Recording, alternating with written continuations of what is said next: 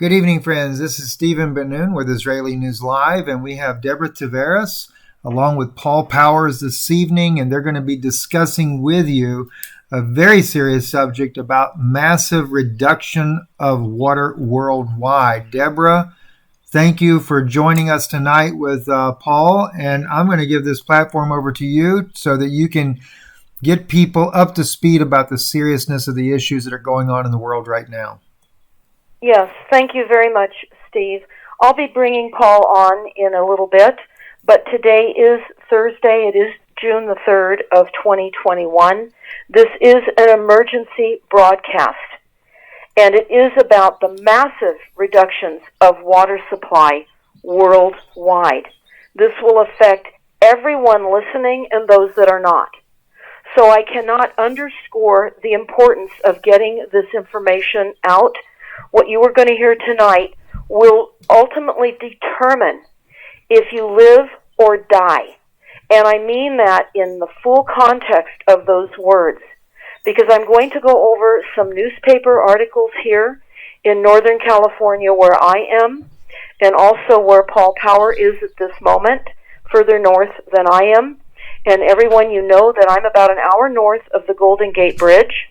I do run the website stopthecrime.net. I invite you all to please go often to the site, go to our YouTube channel, but also to our back channel, which you will find right under the YouTube video link on our homepage, and listen to the interviews. We're very careful now with what we put up on YouTube because we do not want to let the small portion of YouTube videos, we don't want them taken down again because we're breaching communist guidelines. So I also run the very important website, primarywater.org. And I will be referring to that website this evening. I also do link to Paul Powers' website, which is primarywaterinstitute.org. And there are flyers there on primarywater.org that I would ask all of you to print out and start distributing. Your silence is going to cause the massive land theft across the United States, Canada, Mexico, in fact, everywhere where there's land. If you are silent about getting this vital information out, you will cause irreparable and irreversible damage to all people living now and all potential future generations if they survive what we face. So let's get into what we face. Let's talk about what we've been told, and let's talk about some of what we're already seeing happening here in the western United States. And there's much disinformation out. I want all of you to know that. There are many articles being written about this tremendous drought that we are all in, and that our reservoirs are dry, and that we are no longer able to water. And we'll get into some of those details. But I want to have all of you realize this drought is intentionally created. And this is a plan, and it was planned a long while ago. So I have this extremely important video, and I think it's still up on video YouTube channel when you go to stopthecrime.net. If not, it's right under in our back channel, which is the Odyssey channel. But this video had millions of views before I was taken down, and all of it is absolutely fully documented information. I'm going to go over some of that now to just position the enormity of the moment we are all in, all of us. So my video at the time was entitled Water Wars, Stealing Water for Profits and Power. And I'm going to go over a few documents that I have in that video to hopefully entice all of you to please share that video far and wide. You will see me sitting there talking in that video, and some of what you'll hear now I discussed, but you need to hear it again.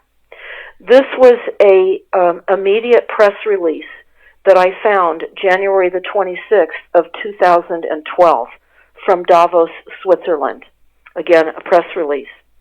It was dated January This January 26th, the water industry will privately review its newest strategy for driving public water resources into private hands at the World Economic Forum. A partnership quietly launched in October of 2011 was in October 2011 with funding from the World Bank, Coca-Cola, and Veolia. Veolia, V-E-O-L-I-A, is Rothschild. Will report on progress towards its stated mission to transform the water sector by establishing new normative approaches to water governance that put the private sector in the driver's seat in water management. We are all being bamboozled, I will tell you this. These are my comments. I'm going to read another paragraph here, and then I'm going to go over some current water issues that we're experiencing, and you will too. Calling itself the Water Resources Group and headed by Nestle, the Nestle chairman at the time, the corporation has already targeted the countries of Mexico, Jordan, India, South Africa to shape and test the governance processes that would make water privatization more feasible and profitable. The fact that the group has not invited publicity and the bank was unwilling to comment upon its launch underscores how controversial its founders know the endeavor to be. Now, you can see this in that video. Please pause it, read this for yourself. Now I'm going to go over the agencies. Remember, we are a corporation. The United States is a corporation. We're not being run by a government that we believe we have been. I've talked about this for many years. So a reminder of that position, because now you're going to hear some of the private corporations, and this is only a partial list, that have come into this country, and they're stealing your water, my water. They're stealing the water, which is not even able to be stolen because we have primary water. It's a renewable. We are not running out of water. We'll get into that in a bit with Paul. But in that video again, Water Wars, Stealing Water for Profit and Power, I have a partial list of the corporate government agencies that have been conspiring against all of us to privatize the public water supply in the United States and worldwide. And we must do all we can to expose these corporations and these agencies. Every single one of you, you must help. We can't do this alone. We need your help. You're going to turn your spigots on and you're not going to have water that's potable. You're going to have reused water, toilet to tap. That is the goal.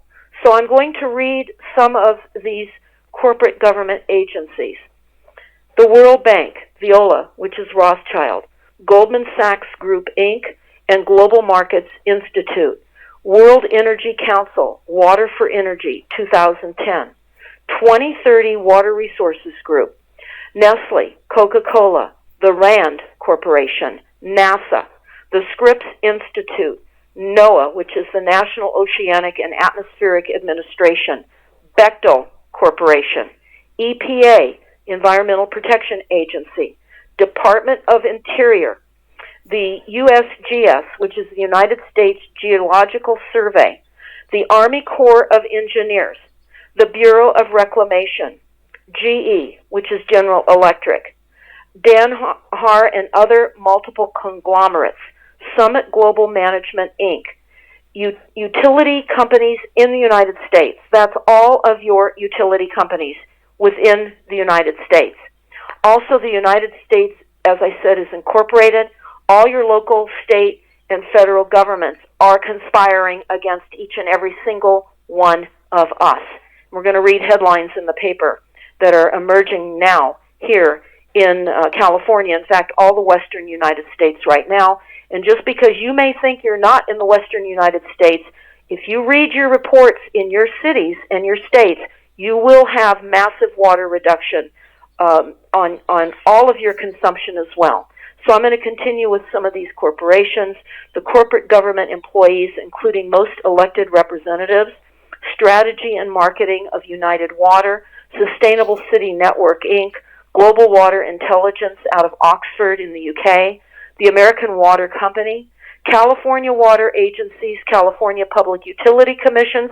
Your utility commissions are behind this, okay? Not just California. United States National Intelligence Council, Water Trust and Land Trusts, many nonprofits and NGOs. Non-governing organizations is what NGO means. Starbucks, Intel, which is information technology, General Motors, Southern Company Utilities, Pfizer, Healthcare, taking and stealing your water, as well as organizing the jabs, right? ConAg, food, DuPont, and more. So note that all these organizations you just heard me read and more are complicit in these crimes, and our corporate government agencies and governments and all of our elected officials that support climate change agenda and deny the geoengineering program, which is the deliberate large-scale manipulation of the Earth's climate, which is the real climate change. All participants supporting regionalism, reductions of greenhouse gas emissions as indicated by falsified science, and so much more.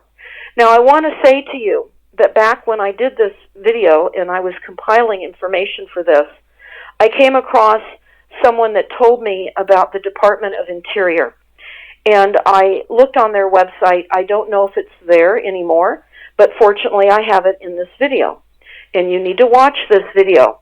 There's an Illuminati owl with an eye, and as you know, many signs and symbols show us in advance of what these organizations are going to do to us.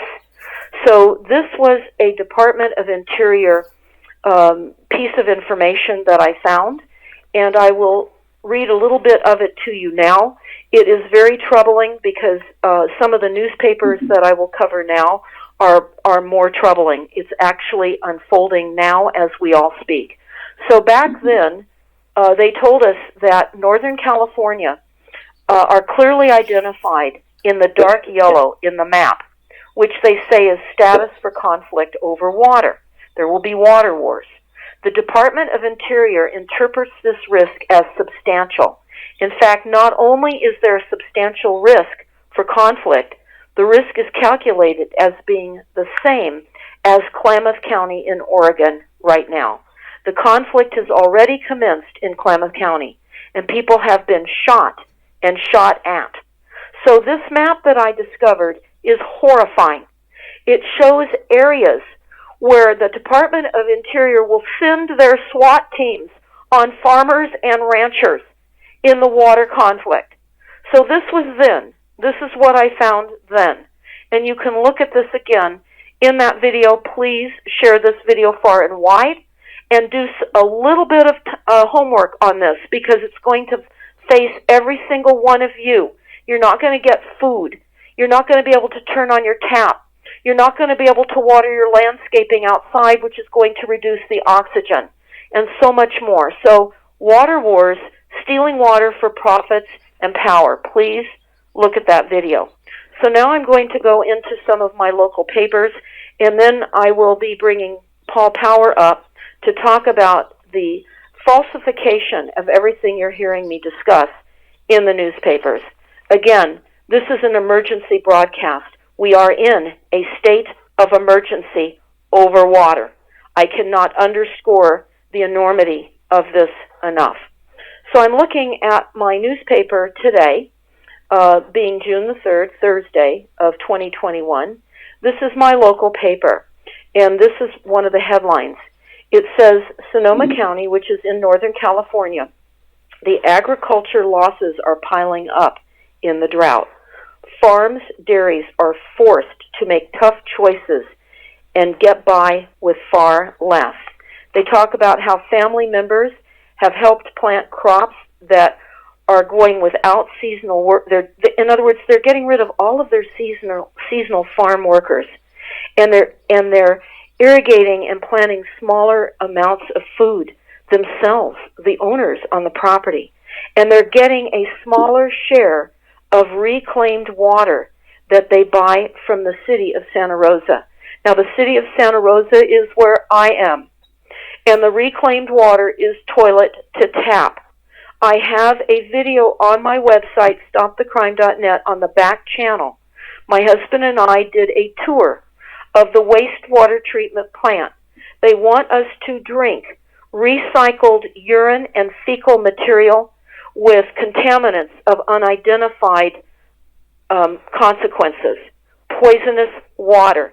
So they've been using reclaimed water on many of our fields and your fields too. This is an executive order, by the way, to build many more recycling of toilet to tap throughout this country and worldwide.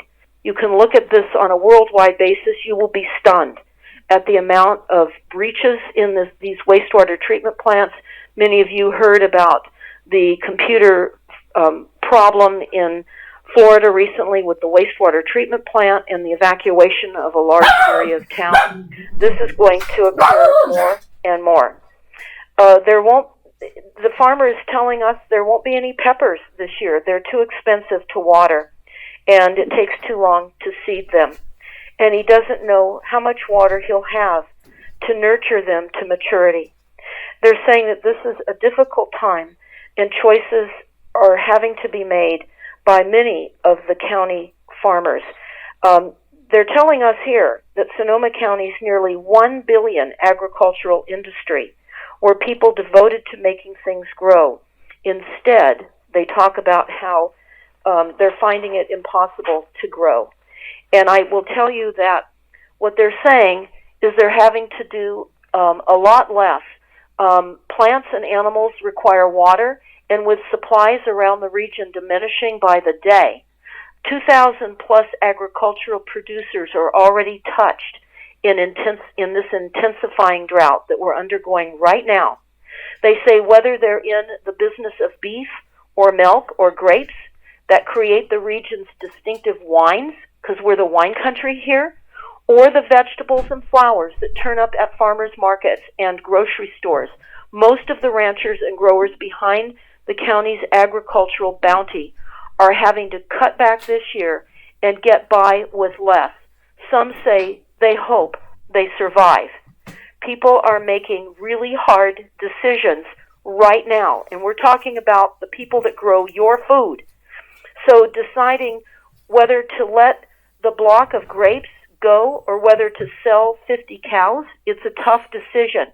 There's a lot of tough decisions being made right now here and in your areas as well. This is going to explode worldwide, and I'm going to talk about some of the places in other parts of the world that are suffering like this as well. This is a well-planned privatization of the world's water supply. And unless you do what Paul will be telling you, you will not survive this. You will not, because of what you will understand. And we've done other videos with Paul as well. So it goes on to talk about, because many of you know and recognize that Northern California is known as the wine country, and they talk about the woes that we've had for the grape growers, because they tell us that after disastrous grape harvest in 2020, due primarily to smoke damage from the massive wildfires, further losses are likely this year, the year of now, 2021. Many growers are running short on stored water, or were recently prohibited from using the Russian River watershed as a source for irrigation, and are abandoning many vines, dropping the fruit off early, or even cutting back the canes right now. The grape growers are seeing drought impacts, including underdeveloped clusters and increased disease. This is what is happening because all the plants are in trouble.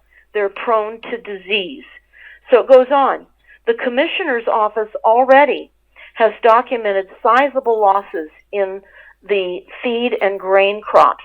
Much of it is grown to feed livestock on the same ranch as the animals for which they provide for the nutrition growing on the same ranch. They go on to say that dairies and ranchers are selling off cows to confront feed shortages as ranch land withers and demand for irrigated hay and alfalfa drives up cost. The grape growers have been told to halt diversions from the Russian River as vineyards turn increasingly to groundwater. Drought-related strain on vines includes underdeveloped clusters and, as I said, rising disease pressure. Farmers are leaving more land unplanted, opting for more drought-tolerant crops, and trying to stretch already thin irrigation supplies.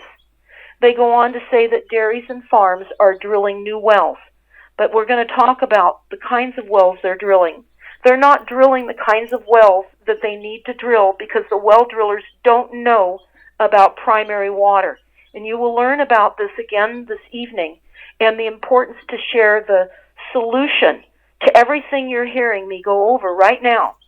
And they're relying on backup and delivered supplies. And some irrigation sources, including reclaimed water, that's sewer to tap, reclaimed water, are likely to undergo further cuts. Also, what they're doing is some of the ranchers have had water trucked into them, and the cities have said you have to stop having that water trucked in because we have to, all the cities right now, under the sustainable development rules coming out of the fake reduction and creation of scarcity, everybody, you, me, everyone you know, the water is to be cut back 20%, minimally, and it's going to get far worse worldwide. They talk about many are worried about the state of the region at large and ongoing transition from fertile floodplain to desert. It's a very, very serious matter.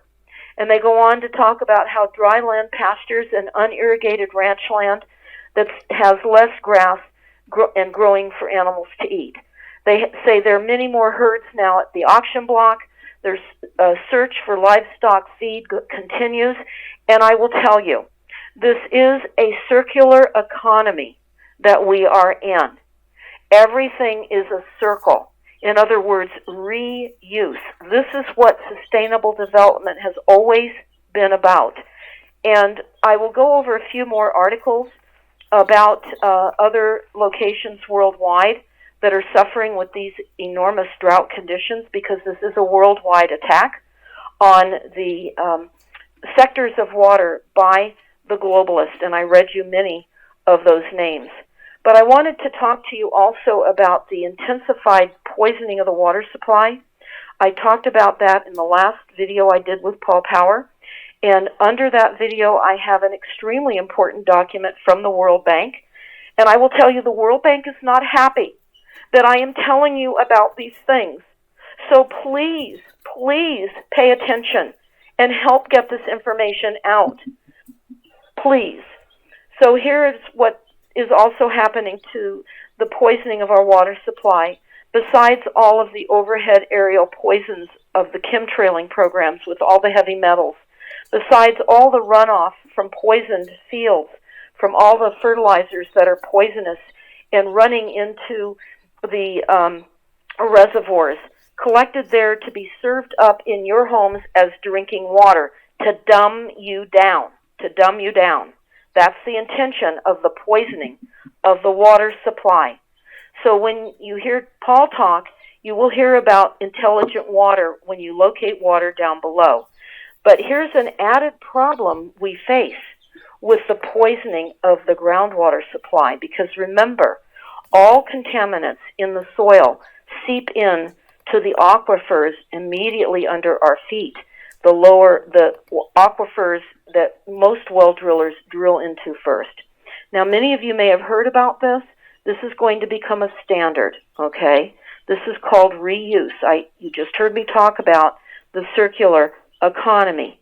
Well, let's talk about a part of the circular economy, And here's what it says about Colorado. Colorado is now exploring a new way to dispose of human remains. They go on to say that it would allow deceased to be composted in lieu of burial or cremations. They say food scraps and biodegradable utensils are common fodder for compost. But in Colorado, human remains shall soon be transformed into soil, too. Goes on that the process of human composting takes about 30 days. Under the new law, it would be illegal to sell the soil produced from human compost or to use it to grow food or human consumption. Now, they don't seem to understand that there is groundwater flows that move soil and contaminants around. Let's continue with this. Recompost, this is the company, Recompose, a company that offers human composting services in Washington State, places the body into a bed of wood chips, alfalfa, and straw inside a steel 8-foot long by 4-foot tall cylinder, according to its website. Each body cremates about 1 cubic yard, or creates about 1 cubic yard of soil. Everything, including bones and teeth, transform. And that, of course, as many of you may know, if you've toured a cremation center, as I have, you know that the bones have to be physically ground up. They don't burn up when they're cremating a body. So this will provide for all aspects of the body to be put into the soil. And when we toured the wastewater treatment plant, and they showed us the renderings of the water that came in, and we asked, would you drink this finished product? And they said, absolutely not. There are contaminants of emerging concern. And we're all very poisoned. Most everybody is on some kind of medication, done chemo, done something. And the water is very, very poisonous. So now let's talk about a few other areas that are also under this threat. And this is enormous. So I'm going to just throw this out right now. The most important thing any one of you can do is listen to what Paul Power is going to say in just a short while and start getting these flyers distributed to all farmers and ranchers everywhere you can. We have had magnetic signs that we have put in on our cars in the past. We've even made very, very large signs, like 4 feet by 8 feet, and hang them off our cars, telling people they're not running out of water. Water is renewable. This is time now for all of you to engage on every level that you can. This is beyond your feeling comfortable about this. Think about your next drink of water, not your next drink of something that will cause toxicity levels. But let's talk about what they're saying right now. Just yesterday in the paper about the Pacific Northwest, and this is in Oregon. This is along the California-Oregon border, and this is the Klamath Project. Now, this is in the maps I was reading to you about the Department of Interior, and saying that it will come to blows. People will clash with guns as the water is turned off. The people don't realize they don't need to go through this type of water shutdown because there's water, endless water from down below. But we'll get into that in a minute. Here's what this headline says. Farmers versus fish. New water wars looming near the Oregon border amid historic droughts. It goes, farmers are furious about the water rights and fearing financial ruin. Let me tell you, the state is now sending out letters to people that have had long-sustaining water rights, so they've thought, on their lands. They are rescinding all of that. No water rights. So I guess if you look at it from the state and the Illuminati and the Rothschild and all of our overlords' position, why do you need water rights since they're telling you you have no water? But of course we know we have water. And this is the beauty of this program this evening. While we are in a state of emergency, it's important to know the solution, and we'll get into that after I go over some more of these articles. They talk about the massive water shortfalls that are looming ahead and how this is spreading across the West as widespread droughts associated with a warming climate parches watersheds throughout the region. Now, this is climate weather warfare.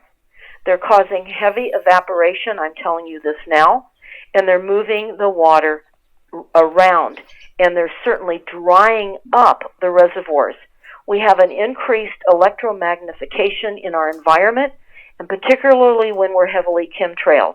They are drying out fountains, potted plants.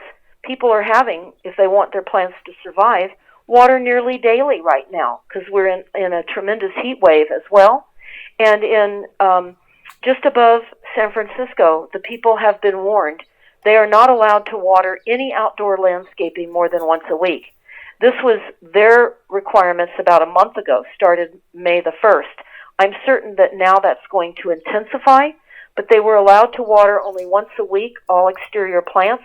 If they violated that, because they will send citizen snitches riding around on their bicycles or however they're going to get around and take photographs with an app that shows the violator's address and the presumed violation of excess water running off their property or whatever it is that they assume, that will go straight into code enforcement, where there is a fine of $250. Now, right now here, along the Russian River watershed area, which is up north of Bohemian Grove, they're not allowing the farmers or ranchers or private residents to use any water from the Russian River watershed. If they take any water from that watershed area, it is $1,000 a day fine.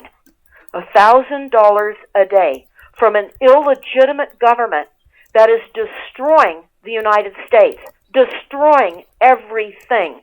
And water we cannot live without. So they go on to tell us that this is a widespread drought across the West as the drought associated again with climate change. This is not climate change. This is weather weapons being used on us. They talk about how in Nevada, water levels have dropped so dramatically in Lake Mead. And I was talking about this a month ago in a radio show. The water in Lake Mead, which is there by Hoover Dam, have evaporated and dropped so dramatically that they're concerned about even being able to generate hydroelectricity. So they are drying up all the reservoirs. Now, when I say reservoirs, many people know their nearby water location as a lake. But many lakes are, in fact, reservoirs. You need to check and see if maybe the lake you've been calling a lake is actually really a reservoir. We've done many videos about how the impoundment of water, the weight of water on the geological structures down below, cause earthquakes. So I'm talking about the entire western United States, and I'm going to get into a little more of that and then get into some of the foreign aspects overseas. Because what is happening is the controllers are preparing all of us for serious water shortages. And they say that this could prompt major reductions in the Colorado River water deliveries next year. Now, the Colorado River water feeds a lot of states, and they're going to really amp this up. They say in California, Governor Gavin Newsom, who's a Jesuit, by the way, has placed 41 countries, or counties, I should say, under a state of emergency. And I will tell each and every single one of you, you are all in a state of emergency. So they go, the drought has consumed much of the western United States, setting the stage for an extensive wildfire season. The conditions this spring are far worse than a year ago. More than half of the western United States faces extreme drought conditions, according to the U.S. Drought Monitor, including wide areas of California and Oregon. Scientists have said the region may be going through the worst drought period in centuries. In centuries. There are folks on both sides that would really like to throw down and take things into an ugly direction. And this is referring to the Klamath River Valley area right now on the California-Oregon border. So now I want to go into what is happening in Thailand. And in Thailand, many businesses are closing up, such as restaurants, because there is no water. So people are just no longer able to even work. This is what is happening in Thailand. And the surface water there is all dried up. They're talking about, and this is horrific. All of you, whether you're in Thailand, whether you're in Africa, whether you're in South America, we're all going to be headed in this direction. And it says in Thailand that the island is in need of rain. The residents are trying to adopt to a new normal of drastic water conservation measures. Now, I want to say this about the word normal. What we are all going through now on many levels, there is no word as new normal. Get that out of your vocabulary. This is what the controllers have us mind controlled over with vocabulary. We've got to adopt the reality, the vocabulary in the real world of which we really exist. There is no normal because we're being driven into anything but normal. So again, Thailand has a drastic water conservation measures, and as I said, a chef and many other restaurant owners have had to stop working because of the lack of water. They go on to say that this is Thailand's worst drought in more than a half a century, and it has deepened in just the past few weeks. Now, this is an article in the New York Times, and this is in the Nation World paper of my local paper, dated Saturday, May the 29th of 2021, just to get a perspective of the timing of what I'm discussing with you right now. They say the months-long drought has nearly drained Taiwan's major reservoirs, contributed to 2 severe electricity blackouts, and forced officials to restrict the water supply. It has brought dramatic changes to the island's landscape. The bottoms of several reservoirs and lakes have been warped into cracked, dusty expanses that resemble desert floors. Now, I want to add something here. The dust that is then blown from these now empty reservoirs is very, very toxic. Very, very toxic. And Paul will bring that into a conversation regarding the Salton Sea here in California that is certainly having dust blown into the Los Angeles area that is also very toxic. But they talk in Taiwan that it has been, they've transformed how many Taiwanese, and there are 23.5 million residents that use and think about water now. So this is worldwide. These are just a few examples. These are examples facing you in your hometown. The headlines continue again in another paper. Dwindling water supplies affect farmers, rural residents along all the watersheds. So I could go on and on with the past few days of recent newspapers, but I want to talk to you about the linchpin of writers and the advocators of running out of water that you're going to read just in everyday propaganda from people that spread disinformation. Here's an article, and I won't tell you who wrote it. You would know who this firm is. But I will tell you that they are pushing the waterless agenda for the elites. And you're going to find this in all of the newspapers, because I just went over a number of newspapers that are telling you we are all running out of water.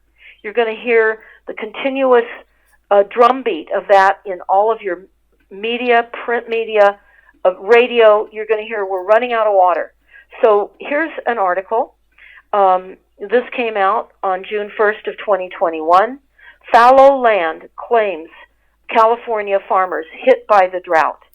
And then they go on to tell us how they have documented this spring of a mega drought sweeping through the western half of the country, which we've talked about in many of the papers I was just going over with you, and this could be the worst in decades. There is no mention of weather control, none whatsoever.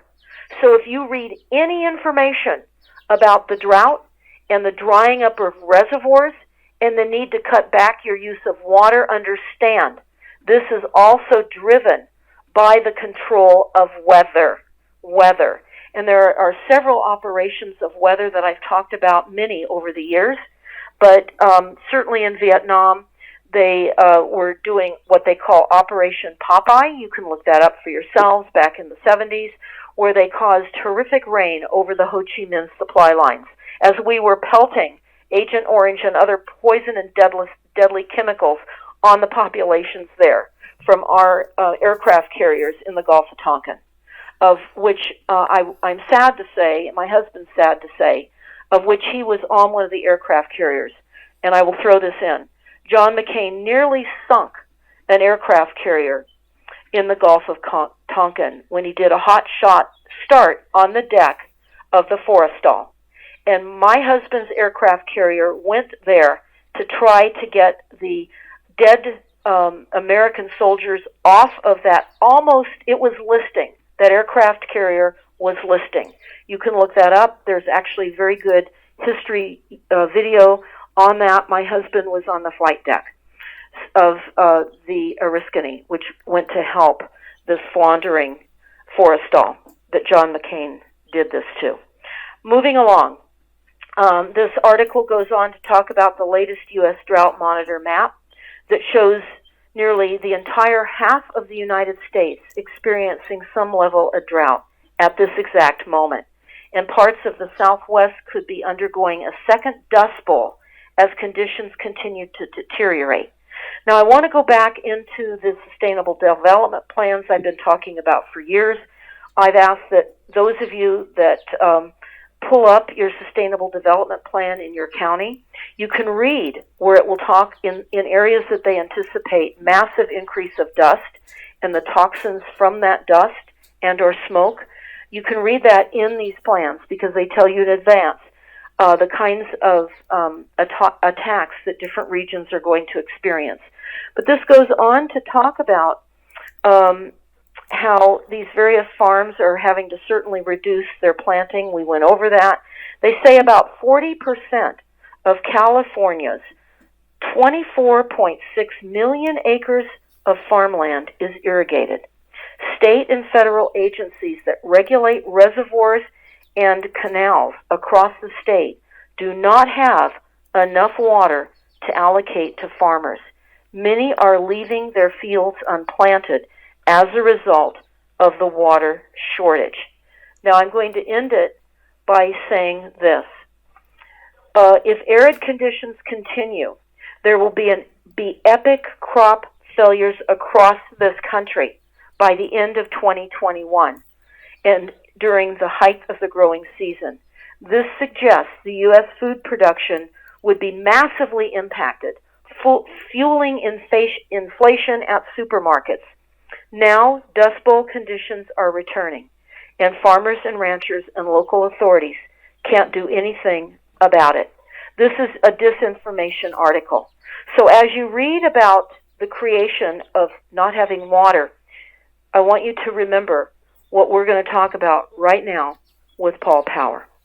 So I'm going to be bringing on Paul Power. He is a primary water expert. Paul has dug wells in many locations all over the world. He prefers to dig and find primary water when people are telling him there is no water to be had. And I will tell you, your well drillers that you know of don't know how to access water. They're not told about primary water. They don't know how to drill for water. And I'm bringing Paul in now.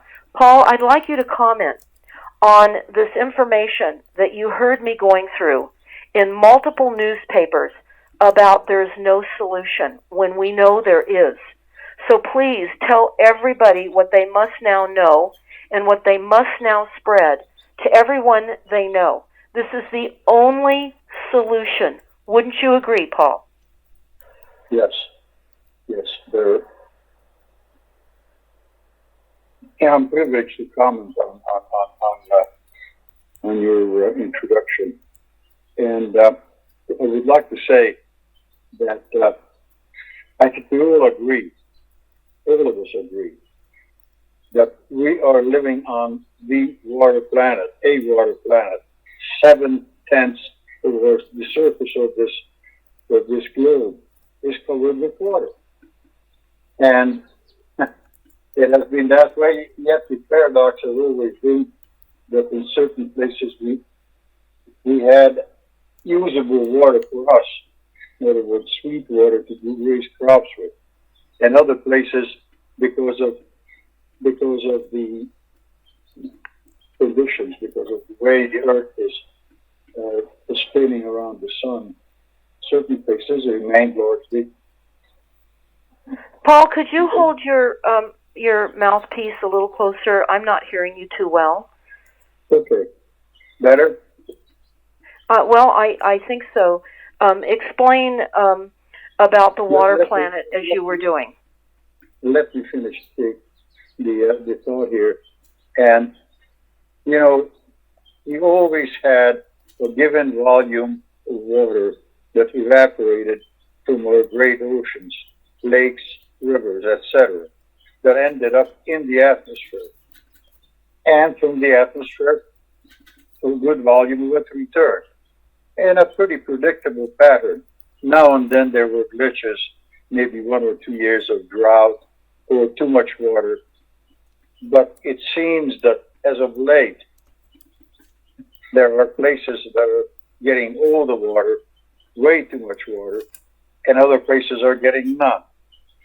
Well, the balance of this planet is very, very important. I do believe that some of these people are playing with manipulating weather patterns. You can be told that water that goes up, because a given volume goes up every year, until the atmosphere is saturated, then it comes back down. But where it comes down and how much of it comes down has been the dilemma. And not the dilemma, but that's basically what weather manipulation is all about. And it could be used as warfare. Now, our number one task ahead is stop this activity, because there's plenty of water to go around on the water planet. That which is not recycled via the atmosphere is coming in from the magma down below as primary water or new water. In other words, we're adding this fresh water source to the planet's surface. All by itself, obviously it cannot take care of everything, because imbalance, atmospheric and primary, makes up or weather type of weather we are having in any one given decade. Now, really, the first number one activity is to pressure these people, the politicians, whomever is playing this game of weather. I'm not going to call it warfare, but weather manipulation. They have to immediately stop it. Well, Paul, I need to pause you right there, because there have been many people over the years that have gone to many of their local representatives, their state representatives. They've gone to the United Nations meetings and to Washington, D.C., and other legislative bodies all over the world, asking to please stop this manipulation. They will not. It's only intensified.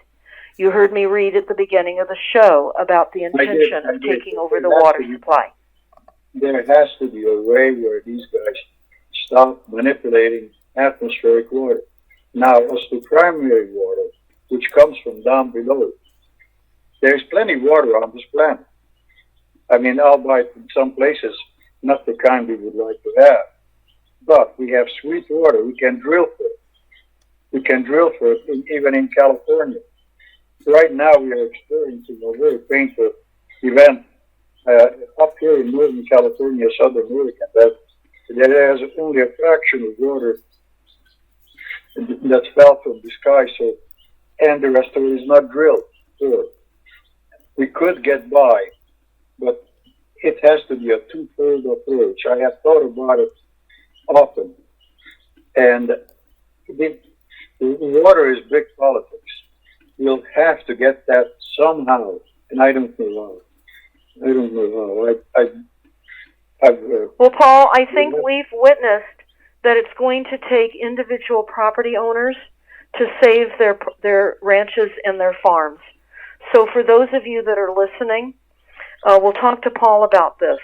But everyone that is listening that is able to contract with a well driller and get someone on your property to assist with locating the water where the drill site would be, and talk to the well driller. Paul is still here in the United States, but not for much longer. He lost his home in southern Oregon at the end of 2020 in the horrid fires then, and he is going to be returning to his home country. And I want to say, we've had him here since he was 17 years old, albeit he's traveled all over the world and drilled many other wells. California has been his home. We've been lucky in the United States to have had such a man that contributed his entire life to helping people drill wells to get to renewable, clean, fresh, new water, as he also refers to it. It is going to be up to us now. We can't be spoon-fed anymore. Either you start doing some homework. You can go to Paul's website, primarywaterinstitute.org. You can go to my website, primarywater.org. You can download a book, New Water for a Thirsty World. You can read that.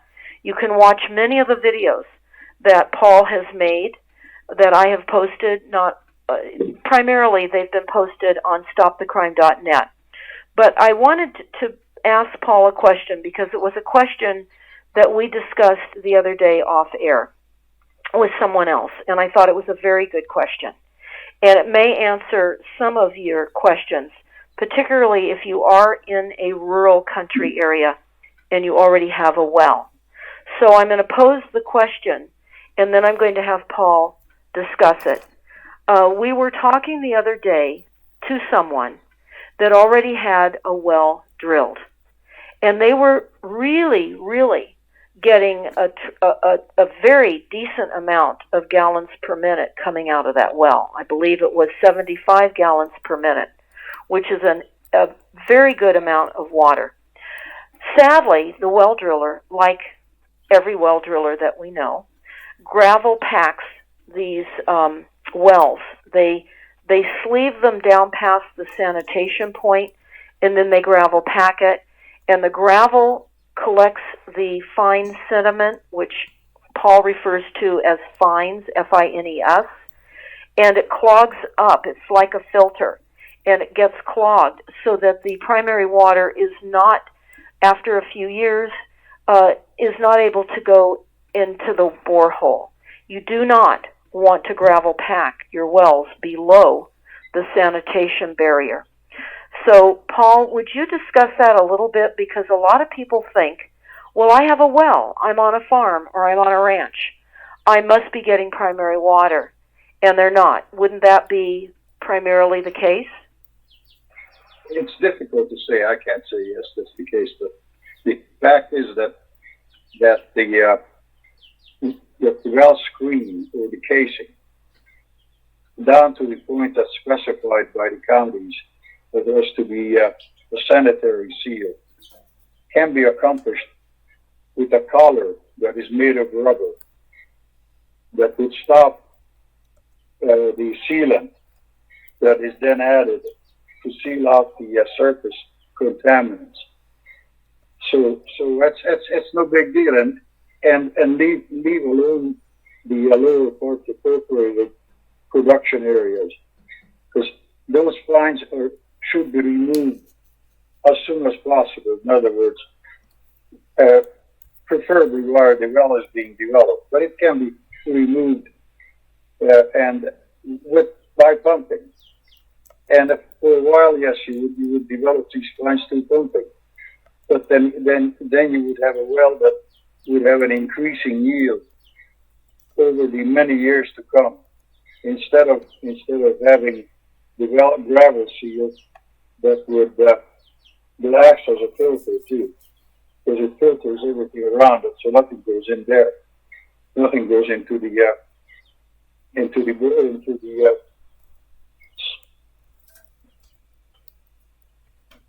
anyhow, into the perforated casing.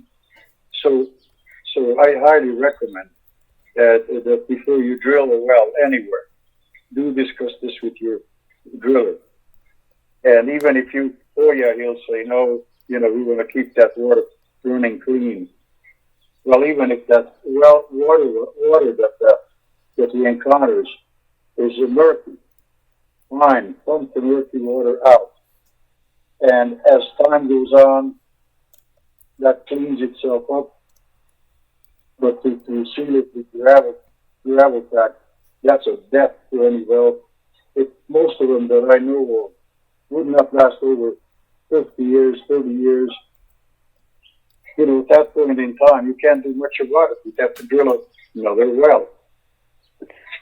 Well, what they're telling us here, Paul, is they're telling us in the rural areas, those people that have wells, and this is all of you that are listening that have wells, they're telling us that we have too many straws in the ground, and we're hogging water that should be dispersed fairly and with equity and equitable with other local neighbors and with the cities. That would only apply to surface water or water that comes out of a given water table,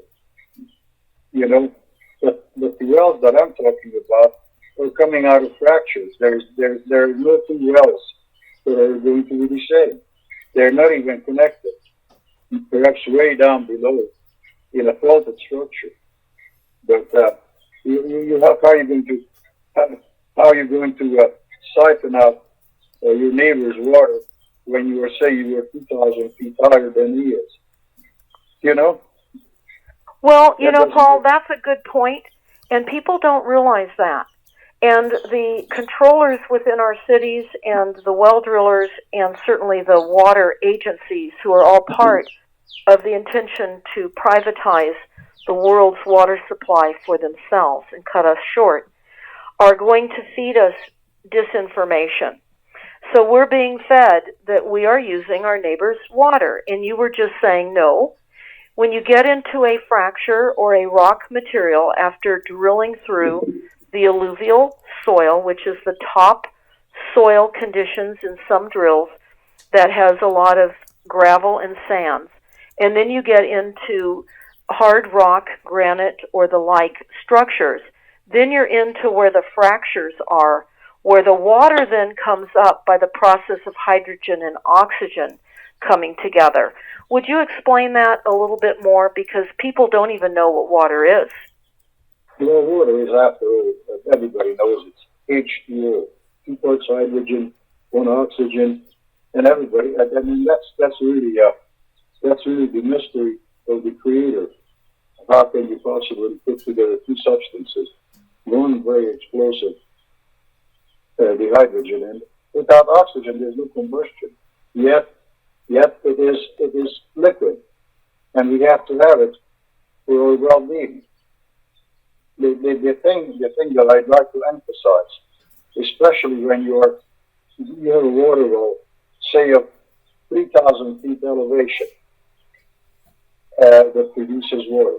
How are you going to go and draw down or siphon your neighbor's water who's down at 500? When you only have drilled into the whole structure, say a couple of 100 feet, it's not possible. Physics won't help you there. Those are two separate, if you want to call them water tables, but they really are not water tables. Each has something like a water table, but it is strictly of its own.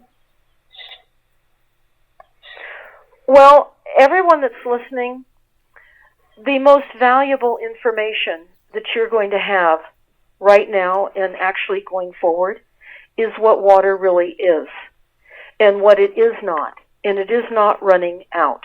What is running out is the truth. That's what's running out. Listen, let's just get logical here. We're on living on an admitted water planet. You know, now that's preposterous for someone to tell you that we're running out of water on the water planet.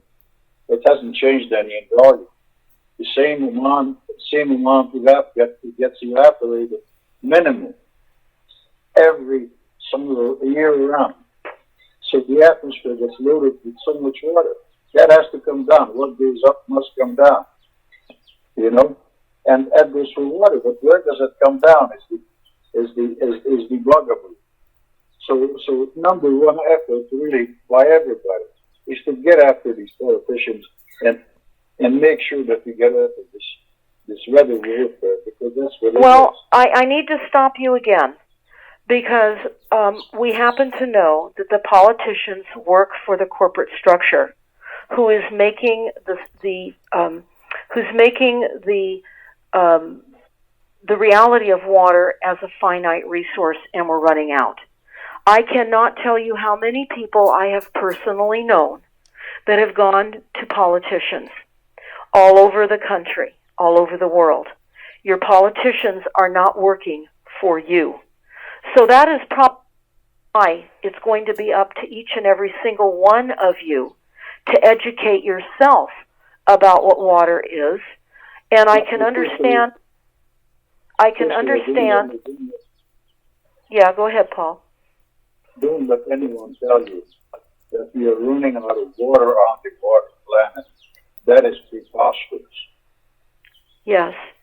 So, Paul, I guess I would like you to give a final statement to all the people that are listening, because we're in a crisis, and I will tell you, I'm having people contacting me that are now starting to panic, starting to realize that there is shortages in the supply system here in this country.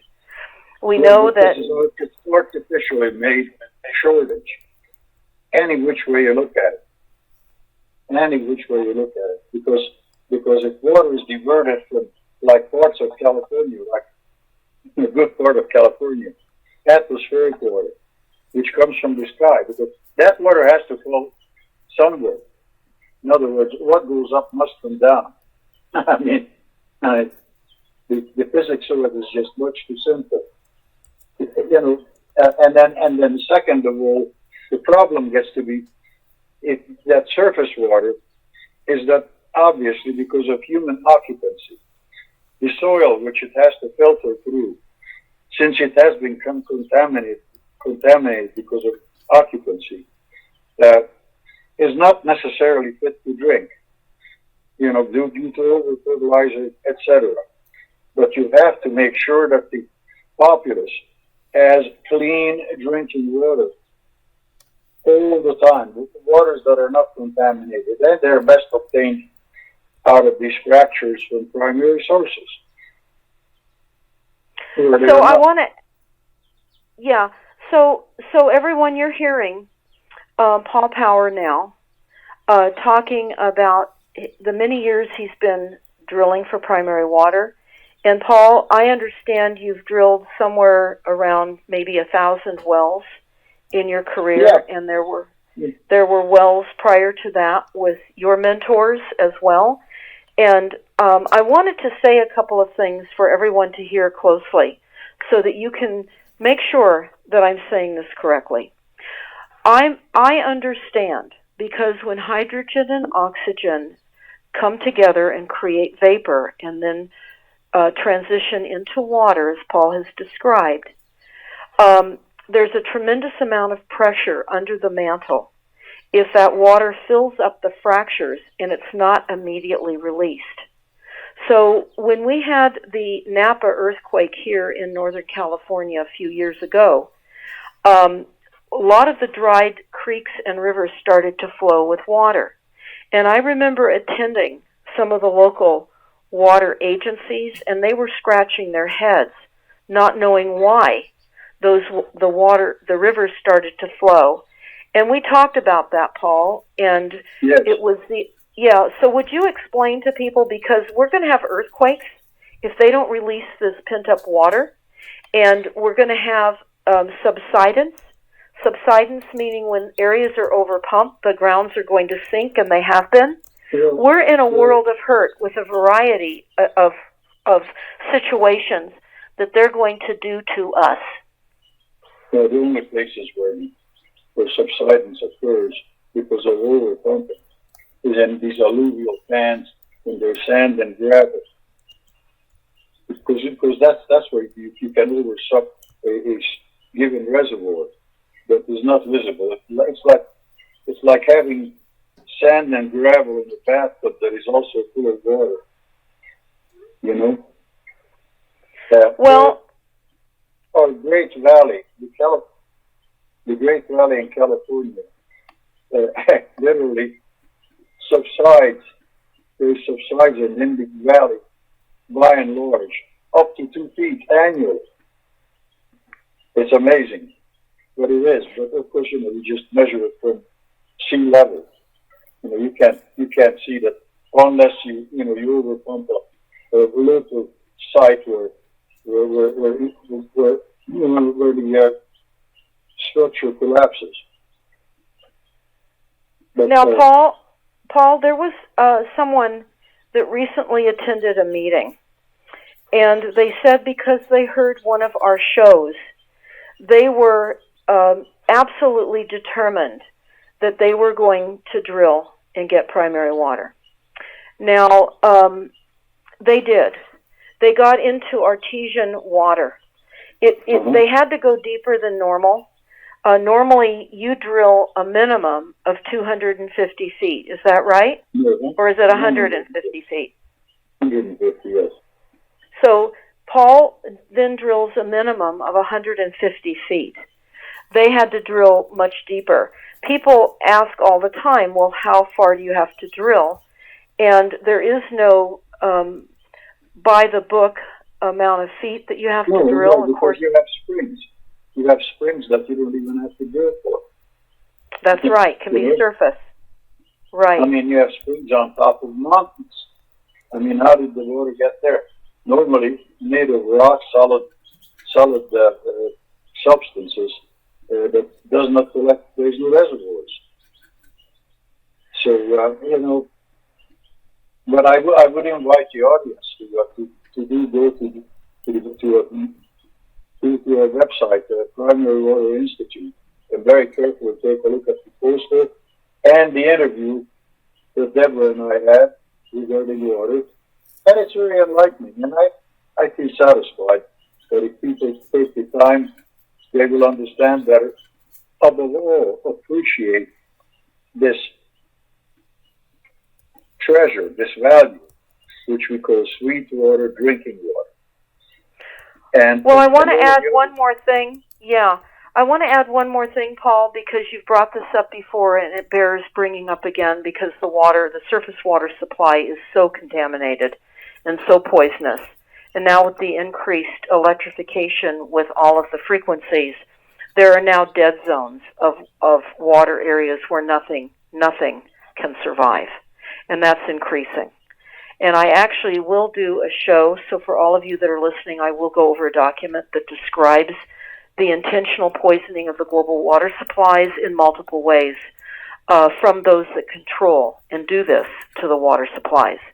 But Paul, you've drilled, again, most of your life, and I guess I would ask you, as you wrap up this show that we're doing right now, what is the most important thing you would be telling the listeners right now in the face of this emergency broadcast about the true facts of water and we're not running out? Well, first of all, we do exactly what we presented. And we do have a website, which I give. It's important for people to understand and appreciate the value of water. I'd like to add just one thing. That over the years that I have been party to drilling, locating, etc. water, I find it's very satisfactory and downright rewarding to drill in East Africa, in places where people didn't have any water. Their bureaucracy wasn't built to obstruct. In here, it's a horrid thing when you have an inspector that is first of all doesn't even know. Anyhow, we have a problem here. We have too much bureaucracy, too much obstruction in the process of helping drillers and owners in obtaining water, and that has to be remedied. That could be remedied probably easier than maybe not, but they must have a different attitude, or bureaucrats and hired and in giving orders on the government level. That has to be fixed. Otherwise, no, it won't be. And what I'm going to be encouraging all the listeners to do is to understand how you must get to water, because water is being taken from all of us right now. I've done enough research throughout government documents to understand how our government functions. It does not function on your behalf. You would not be running out of water right now if they were getting to water as Muammar Gaddafi got to water. And then NATO and the United States blew that water system up, the Great Man-Made River Project. You can find that information on either my website, primarywater.org, or on Paul's, primarywaterinstitute.org. That was blown up in 2011 by uranium bombs, and it sent over 6 million people in a humanitarian crisis. They even blew up the well drilling rigs. This is the extent of what your controllers, your representatives, your idea of what a government is that's supposed to serve you. They're hiding the water facts because they are working for the global government takeover of the entire water structure worldwide. Please get this information out. Please do not let a few of us stand on this information alone. Please. I am really appealing to all of you that are listening. I have been on several primary water drills with Paul Power. I have proven to myself and my family that you, in fact, can get to primary water. And I will tell you, there is nothing more glorious, as Paul has been saying, and more satisfying and rewarding than getting to pure, clean water. In fact, Paul, years back, you told me about the Hungarian phenomenon, and I looked that up. All of you can type it in, Hungarian phenomenon. And what I discovered was in areas in Hungary where people were drinking primary water, whether they knew it or not. You can speak to that a little bit more, Paul, but they had a much higher IQ. And that's where some of the leading scientists in the world came from. We've all been dumbed down. We've all been dumbed down. And to believe that we're running out of water shows the extent of the dumbing down. And it's not just by the poisonous water supplies. It's by the food. It's by the chemtrails. It's by the fluoride. There are countless ways in which we have all been dumbed down to the extent that we're facing the jaws of death and we're not responding. Why aren't we responding? Because we have been dumbed down.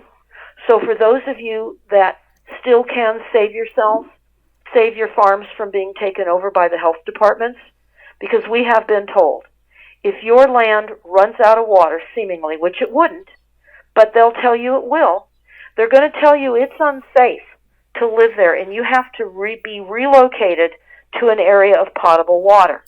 Now, I have seen villages on YouTube of other villages in India and other places where literally entire villages have had to relocate, Paul, because they were told they were out of water. Yeah. So it is up to us. We're on our own, gang.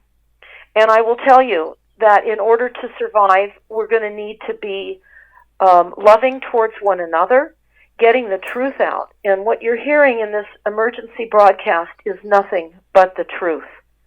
And this is not to be taken lightly. We're asking all of you, whether you are in government or not, whether you are working for a water agency and you've been told disinformation about the source of water, we're asking you to check it out. Because I will tell you, when I first spoke with Paul a number of years back, I couldn't understand. Well, he has a Hungarian accent, so that was hard for me at first. I hope it's not hard for you that are listening. I've become acclimated to his accent, but I will tell you, you can read plain English on his website, primarywater.org. You can look at the flyers you can download from my website, primarywater.org, and again, his website is primarywaterinstitute.org. Everyone, we are in a state of emergency. The controllers, our overlords, have now struck. We're going to have horrid fires, and they're already telling us we don't have enough water to fight the fires with. That is not true. Again, Paul, as you so famously like to say, we're the water planet. How can we be possibly running out of water? Thank you, Deborah. I appreciate it. And I appreciate the audience. And I certainly hope that they would have time to take a look at the information that we have provided. Yes. So, again, we're going to be broadcasting as much as we can about primary water. Please help us. As I've said, do not let us stand on this information alone. Well, we're really not, because Paul has drilled many wells. There are many locations worldwide that are on primary water. Certainly Jericho in the middle of the desert should be just all sand dunes, but yet they have primary water. It's been a town that's been in existence for a couple thousand years. So we've seen and we can watch and see evidence of primary water in various ways, such as the hot and cold springs, the geysers. I know, Paul, we've talked about Fly Geyser, F-L-Y Geyser. So for all of you that are listening, go back to some of our other radio interviews. We have photographs of what we've talked about. We have documents attached of what we're talking about. And please share this information. Again, we are here in Northern California. We're experiencing tremendous heat, tremendous evaporation, and I have been experiencing tremendous chemtrailing. And we are being told that we are on the cusp of a wildfire season unlike we've ever had before, ever. And as many of you know, we have been evacuated, we have been burned, many of us have been burned out, and many of us are now standing our ground. We are standing our ground because we are on our own. So get to water. Paul, I want to thank you so much. Everyone that's listening, please go to Paul's website, primarywaterinstitute.org, and stay tuned because we will be doing some more emergency broadcasts about the increased state of the illusion that we're running out of water, and we're not. So, again, I thank you so much, Paul, for joining us on this emergency broadcast this evening, and I look forward to having you back. What I'm hoping is that people will have questions under this presentation and others, and we'll work to get to some of those questions under the comments and attempt to try to get some of those questions answered. So for those of you that do have questions, please leave it under the comment of the videos, and we'll do our best to try to get to that. You need to understand, though, we're in a state of emergency on many fronts right now, and we need your help. So don't just only rely on us. It's going to be mass initiative, or at least those that can seek your own solutions. This is where we are now, and I can't say that strongly enough. So again, Paul, thank you so much. I look forward to, again, having you join us on a further discussion of the water planet. Thank you. Thank you. It has been a privilege.